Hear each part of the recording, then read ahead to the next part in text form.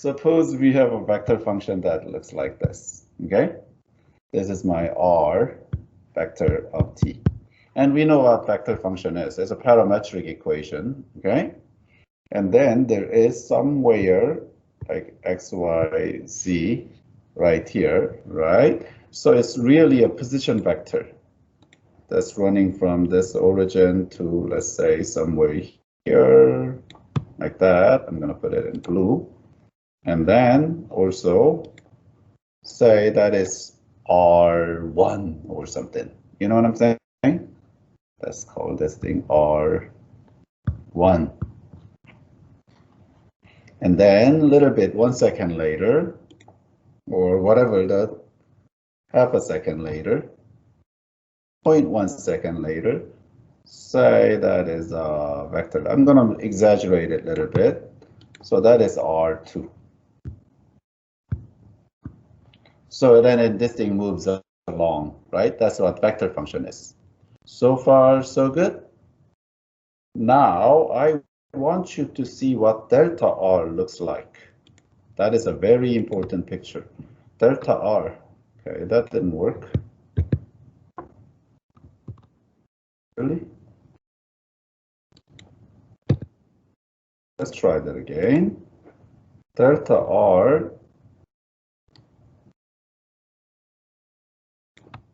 Like this. You know what I'm saying? Let me zoom in right there. This is what delta R looks like. Vector subtraction looks like that. Now, then what does a delta R over delta T look like? And supposedly delta T is a very small quantity, it's like millisecond later. You know what I'm saying? So if you divide, this is a tiny little line set vector. And if you also divide that by tiny little scalar, what would happen? Does it get longer or shorter is the question. Delta R over delta T will actually get longer, wouldn't it? Because you're dividing by so tiny a.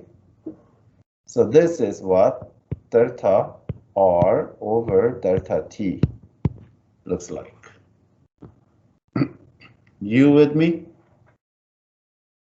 Now, then, of course, this is, if you take a limit, this becomes a derivative, eh? So here is what dr, function of t over is defined to be. It is a limit of delta r over delta t as delta t approaching 0. Exactly the same way now, isn't it? And we want this to be the derivative of x component, derivative of y component, and derivative of z component is what we want this thing to be.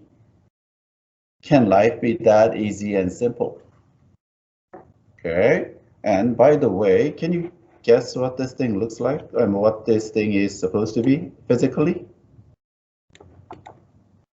This will be the velocity vector, right? Velocity vector is not dy over dx because there's x, y, and z. This is velocity vector, and it literally looks like that.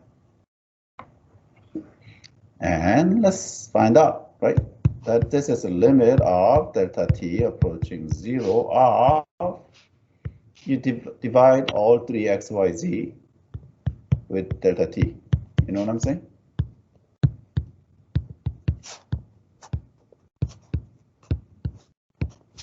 And once you do this, these are just limit, isn't it? Also known as dx over dt, I vector, plus dy over dt, j vector, plus dz over dt, k vector. So we get exactly what we want, right? Derivative. So taking a derivative of a vector function for this reason, we just take a derivative component-wise. How nice is that, eh? Sometimes things just turned out to be what we want it to be. Then how do you take a integral of this delta, the vector function? My computer is frozen. It's done that a few times today. Okay, integral of delta, the r of t dt, let's say from A to B. And this thing turns out to be just individual integrals. Xt dt, comma, integral A to B, y t dt, comma, integral of A to B of z t dt. Okay, so this integral itself does not have a whole lot of meaning. However, well then, if that thingy integrand inside happens to be a velocity, right? In other words, this velocity, if you take derivative, integral, guess what that is? And this ties into last year's stuff. This turns out to be the displacement. You get it? Do you see why? Or you want me to work it out? Let's work it out. Okay, so this is from A to B of x v x t dt, and then integral of A to B of v y t dt, and then integral of A to B of v z t dt. So far so good? Say yes. So this will turn out to be antiderivative of velocity in x direction. Would that be just x from A to B, and then y from A to B, and z? You get this original thingy back, because the way we define the velocity is just derivative now, isn't it? Say yes. And then A to B. And this thing, of course, is delta x, delta y, and delta z. And that is what we know as delta r. How about that? I'm going to erase this thingy and just put it like that. So far, so good. Say, yeah, I think it looks better in the notes if I just put this thing in.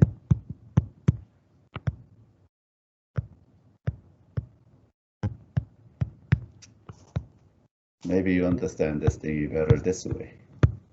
How about that? You get it? Fundamental theorem of calculus. Okay, then my next question to you is this then.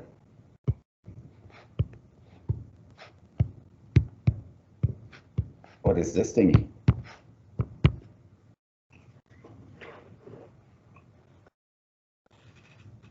Okay, what is the magnitude of the vector? Magnitude of the vector is square root of each component square, isn't it? So we have dx dt square plus dy dt square plus dz dt. You know what I'm saying? Why does that look so familiar? What is that thing? That's an arc length, isn't it? Arc length, of course, that's the distance. Well, arc distance, you know what I'm saying? Distance that is traveled. How about that? So we get exactly the same thing as last year. If you take an integral of velocity, you get displacement. And if you take an integral of speed, you get distance. But the picture is fundamentally different now. So I'm going to redraw it. Say my vector function looks like this. Okay. And then I'm going to draw the displacement. See, from one point to another point, This is what this placement looks like. This is my delta R.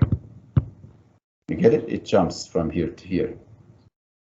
Where the distance looks like this.